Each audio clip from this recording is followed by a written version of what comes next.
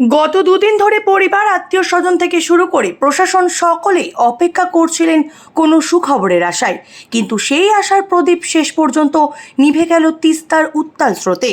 রবিবার তিস্তা নদী থেকে উদ্ধার করা হলো সিকিমের 4 নিখোঁজ বাসিন্দার মৃতদেহ।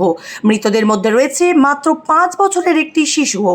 ঘটনায় শোকের ছায়া নেমে এসেছে গোটা সিকিমে। জানা গিয়েছে, গত 5ই জুন গ্যাংটক থেকে শিলিগুড়ির উদ্দেশ্যে রওনা দিয়েছিলেন সারিকা নিউপানে, শৈবা নিউপানে, টিকা দাহাল এবং 5 বছরের দিত্যা ছেত্রী। পরিবারের সদস্যদের চিকিৎসার কারণে তারা শিলিগুড়িতে আসছিলেন। পথে প্রবল বৃষ্টি ও ভূমিধসের মধ্যে তাদের গাড়ির সঙ্গে যোগাযোগ বিচ্ছিন্ন হয়ে যায়। এরপর থেকেই শুরু হয় ব্যাপক অনুসন্ধান অভিযান। শনিবার সন্ধ্যায় বাগপুর সংলগ্ন তিস্তা নদীতে তল্লাশি চালিয়ে উদ্ধারকারী দল নদীর গভীরে ডুবে থাকা গাড়ির অবস্থান শনাক্ত করতে সক্ষম হয়। গাড়ির কিছু অংশ খুঁজে পাওয়া যায়, তবে অন্ধকার নেমে আসা এবং নদীর প্রবল স্রোতের কারণে সেদিন উদ্ধার কাজ সম্পূর্ণ করা সম্ভব হয়নি। ফলে রাতভর উদ্বেগের মধ্যেই কাটাতে হয় নিখোঁজদের পরিবারকে। রবিবার সকালে জাতীয় বিপর্যয় মোকাবিলা বাহিনী, পুলিশ এবং অন্যান্য উদ্ধারকারী সংস্থা ফের অভিযান শুরু করে। দীর্ঘ কয়েক ঘন্টার চেষ্টার পর নদীর গভীর থেকে গাড়ির বাকি অংশ উদ্ধার করা হয়। এরপর গাড়ির ভেতর থেকে উদ্ধার হয় 4 জনের নিথর দেহ। উদ্ধারকারী আধিকারিকদের মতে, গাড়িটি নদীর অত্যন্ত গভীর অংশে আটকে থাকায় উদ্ধার অভিযান ছিল অত্যন্ত জটিল ও ঝুঁকিপূর্ণ। দুর্ঘটনার প্রকৃত কারণ নিয়ে তদন্ত শুরু হয়েছে, তবে প্রাথমিকভাবে অনুমান করা হচ্ছে খারাপ আবহাওয়া ও ভূমিধসের জেরে গাড়িটি নিয়ন্ত্রণ হারিয়ে তিস্তায় পড়ে যায়।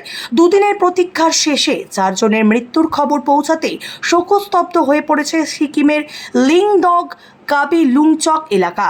তিস্তার বুকে ঘটে যাওয়া এই মর্মান্তিক ঘটনা আবারও পাহাড়ি সড়কে বর্ষাকালীন যাত্রার ঝুঁকির কঠিন বাস্তবতাকে সামনে এনে দিল। का जो ये कल से जो रेस्क्यू ऑपरेशन चला तो आज तो सफल हुआ, इसके बारे में थोड़ा बोलिए सर, कैसा क्या? ये जो हमें कल खबर मिला अपना सेबक पुलिस स्टेशन से कि एक ड्रोनिंग केस हुआ है, तो हमारा जो एक टीम था, टीम 2F, वो आया। हमारा जो commandant sir Shri Manish Ranjan sir और श्री डिप्टी कमांडेंट हमारे कंपनी, उनका आदेश से हम यहाँ पर पहुँचे। सुबह हमने कल जैसे सर्च किया तो सर्च के दौरान हमें एक गाड़ी मिला। हमने कल उसको बांध के रख दिया क्योंकि ऑलरेडी उसका लेट हो गया था, रात हो गया था। तो फिर हमने क्या कि फिर आज सुबह का हमने प्लान किया, सुबह हम फिर जल्दी आकर के हमने दोबारा उसको, क्योंकि रात का समय था तो उतना अच्छे से नहीं बन पाया था, तो फिर आज हमने दोबारा उस गाड़ी को बांध के टोजन करके निकाला।